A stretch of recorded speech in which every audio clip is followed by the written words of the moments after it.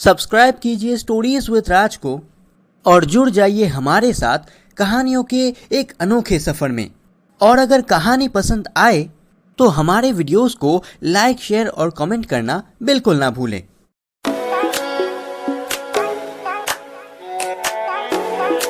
तो आज की कहानी मेरी पिछली कहानी का दूसरा और आखिरी भाग है। और अगर आप इस कहानी का पिछला भाग देखना चाहते हैं तो उस वीडियो का लिंक इस वीडियो के डिस्क्रिप्शन में दिया हुआ है। तो अगर आपको ये कहानी पसंद आती है तो इस वीडियो को लाइक और शेयर ज़रूर करें, और चैनल पर नए आए हैं तो चैनल को सब्सक्राइब करना ना भूलें।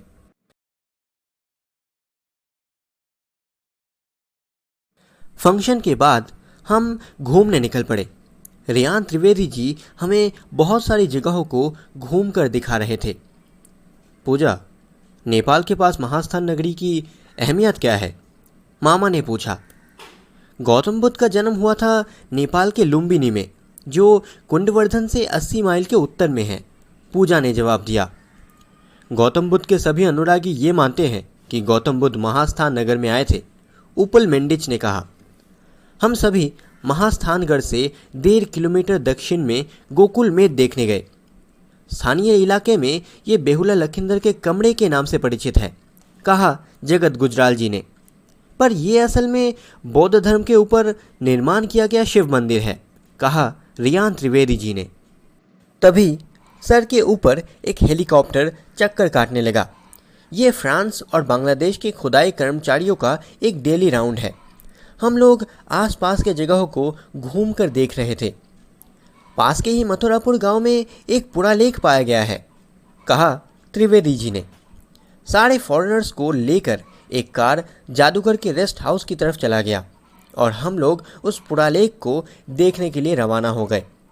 कुछ ही समय में हम पहुंच गए मथुरापुर गांव में। यहाँ के हाई स्कूल के बगल में एक बरगद का पेड़ है। हमारे गाड़ी से उतरते ही हाई स्कूल के एक टीचर आगे आ गए, केशव आहूजा। उनको हमारा परिचय देते ही आहूजा जी कहने लगे, हमारे स्कूल का एक बेंच बनाने के लिए हम एक पेड़ काट रहे थे, तभी हमें वो पूरा लेख मिला।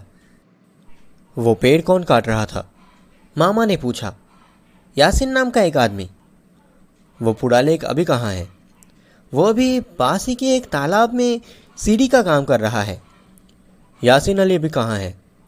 वो अभी घर पर ही है। मैंने आज भी उसे काम पर बुलाया था पर वो नहीं आया। और मामा जिज्ञासु होकर पूछने लगे, आज सुनने में आया है कि उस पुरालेख को उसने वहाँ से ले लिया है। क्या आप उस पर शक कर रहे हैं? मामा ने पूछा। इस पेड़ के नीचे कोई अमूल्य पुरालेख या ऐसा कोई चीज़ मिल सकता है, यह मुझे नहीं लगता। वो मंदिर 400-500 साल से ज़्यादा पुराना नहीं होगा, पर यहाँ समय समय पर महंगे और पुराने मूर्तियाँ और पुरालेख पाए जाते हैं और उसको काला बाजार में बेचने पर बहुत मुनाफा हो सकता है। यासिन अली का घर कहाँ है? मामा ने पूछा। काटनार इलाके में, उस तालाब से थोड़ा आगे, टीचर ने जवाब दिया। तय हुआ कि हम लोग यासिन अली के घर जाएंगे उस पुरालेख को देखने के लिए। स्कूल के ग्राउंड में हमारी गाड़ी को रखकर हम रवाना हो गए, पर तभी हमारी मुलाकात मिस्टर गुजराल से हो गई। मैं बस थोड़ी देर पहले ही उस पुरालेख को देख कर आया, हिचकिचाते हुए उन्होंने कहा। एक छोटे से रास्ते के पास में कुछ दुकानें, थोड़ा और आगे जाते ही बाईं तरफ वो तालाब, वहाँ एक जगह पर वो पुरालेख रखा हुआ है। मैं इसको यहाँ से ले जाने का इंतज़ाम करता हूँ। इतना कह के मोबाइल पर न जाने किसके साथ बात करने लगे त्रिवेदी जी, और हम लोग यासिन के घर की ओर रवाना हो गए। यासिन, क्या तुम घर पर हो? टीचर ने पुकारा। कौन? ओ मास्टर जी, आप? ये कहते हुए चादर में लिपटा हुआ एक आदमी कमरे से बाहर आ गया। आज तुम्हें ढूंढने इतने लोग क्यों आ रहे हैं? इसे लेकर तीसरी बार हो गया। ये कहते हुए एक औरत भी बाहर आ गई। लगता है ये यासिन अली की बीवी है। ये लोग ढाका से आए हैं और तुम्हारे साथ कुछ बातें करना चाहते हैं, कहा स्कूल टीचर केशव जी ने। पूछिए, क्या पूछना है? यासिन ने कहा। आप तो लकड़ियाँ काटने का काम करते हैं, है ना? तो क्या आपके पास खेती बाड़ी का ज़मीन है? मामा ने पूछा। है, पर वो तो कब से यूं ही पड़ा हुआ है, यासिन ने जवाब दिया। तो क्या आपने आज काम से छुट्टी ली है? मामा ने पूछा।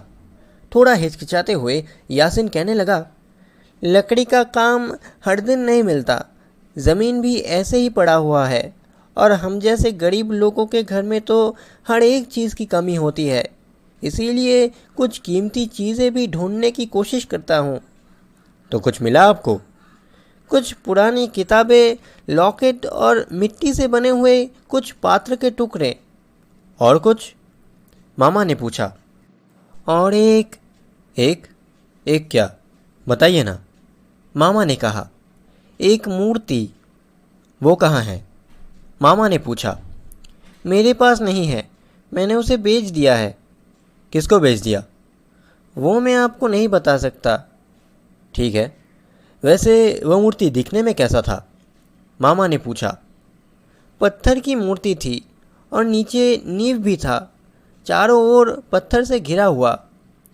उस मूर्ति के बारे में क्या आपने किसी और को बताया है? विमल व्यापारी नाम का एक आदमी है, उसे ही कहा था मैंने। आपका बहुत बहुत शुक्रिया, डरने की कोई बात नहीं है, मामा ने कहा। हम लोग स्कूल की तरफ वापस लौट रहे हैं। मामा ने कहा, तो उनके साथ आगे बढ़, मैं ज़रा रिचार्ज करके आता हूँ। हम स्कूल ग्राउंड में वापस आ गए। कार में ड्राइवर और जगत गुजराल जी बैठे हुए हैं। चलिए, हमें जल्द से जल्द रेस्ट हाउस में पहुंचना होगा, मामा ने त्रिवेदी जी को कहा। हमने रेस्ट हाउस में जाके देखा कि दूसरी माइक्रो बस वहाँ पर नहीं थी। फॉरेनर्स की ज़बरदस्ती के चलते वो बस पहले ही होटल के लिए रवाना हो चुकी है। मामा ने अपना मोबाइल निकाला। हेलो, बगुरा हाईवे पुलिस, एक प्राचीन मूर्ति की तस्करी की जा रही है। होटल नाइस गार्डन से किसी भी आदमी को बाहर जाने मत दीजिएगा। होटल पहुंचते पहुंचते हमें शाम हो गया। होटल पहुंचते ही हमने देखा कि होटल के मेन गेट समेत बाकी सारे एग्जिट पर पुलिस तैनात है और सभी लोग लॉबी पर इकट्ठा हुए हैं। अब मामा कहने लगे, मैं जब एटीएम बूथ पर पैसा निकालने के लिए गया था तब मैंने वहाँ जगत गुजराल जी को देखा था, पर तब हमारा परिचय नहीं हुआ था। तब उन्होंने 3 बार में मैक्सिमम अमाउंट तक पैसा निकाला था। तभी मुझे थोड़ा शक हुआ था कि अचानक इन्हें इतने रुपए की ज़रूरत क्यों पड़ी। उस पुड़ालेख को हमारे देखने से पहले ही वो वहाँ चले गए थे। मैं जब रिचार्ज करने दुकान पर गया तब मुझे पता चला कि वो स्मार्ट कार्ड की मदद से 10,000 रुपये कैश आउट करना चाहते थे। आप यासिन अली के घर गए थे, है ना? मामा ने पूछा। जी हाँ, पर मेरा कोई बुरा इरादा नहीं था। पुराने मूर्तियों पर मेरी दिलचस्पी पहले से ही है, पर अगर आप मौर्य या गुप्त साम्राज्य का कोई मूर्ति खोज पाते तो फिर वो आपके करियर के लिए बहुत अच्छा होता। पर आपने जाके देखा कि उस मूर्ति को यासिन ने पहले ही बेच दिया है। अब मैं आता हूँ प्रोफेसर फिलिप और उनके पीएचडी करने वाले स्टूडेंट सलीम जहान के ऊपर। सलीम के पीएचडी का टॉपिक है महास्थान या उसके आसपास के इलाके में पाया गया रामायण के मूर्तियों के लेकर। और प्रोफेसर फिलिप ने अपने मोबाइल पर काले रंग के पत्थर से बना हुआ एक मूर्ति को दिखाया था। और तभी मुझे शक होता है, क्योंकि नेशनल म्यूज़ियम के फ्रांस या बांग्लादेश के महास्थानगढ़ से पाए गए मूर्तियों के एग्जीबिशन में मैंने देखा था कि वो सभी चीज़ें मिट्टी के बने हुए थे। एक प्रोफेसर इतना बड़ा भूल नहीं कर सकता। वैसे सलीम, आज सुबह जब हम महास्थानगढ़ घूम कर देख रहे थे तब तुम कहाँ पर थे? मामा ने पूछा। मैं मतलब हिचकिचाने लगे सलीम।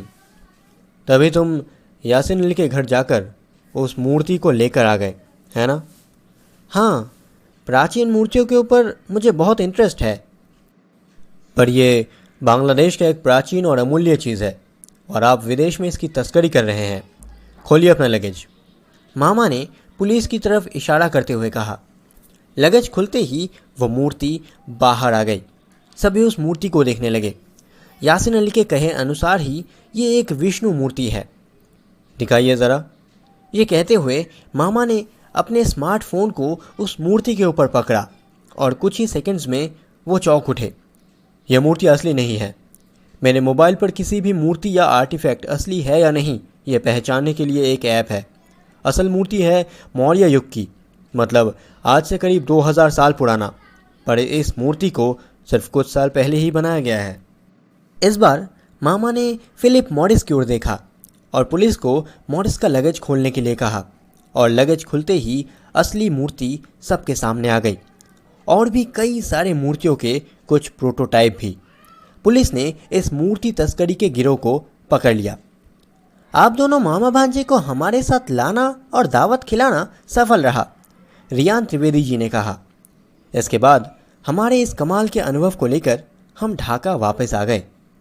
तो आज की ये कहानी आपको कैसी लगी? लाइक और कमेंट करके हमें ज़रूर बताइएगा। और अगर आप इस चैनल पर नए आए हैं तो इस चैनल को सब्सक्राइब करके उस बेल आइकन को ऑल पर प्रेस कर दीजिएगा, क्योंकि मैं ऐसी ही अनोखी कहानियाँ आपके लिए लाता रहूँगा। तो आज के लिए बस इतना ही। मैं जल्दी लौटूंगा एक और नई और अनोखी कहानी लेकर।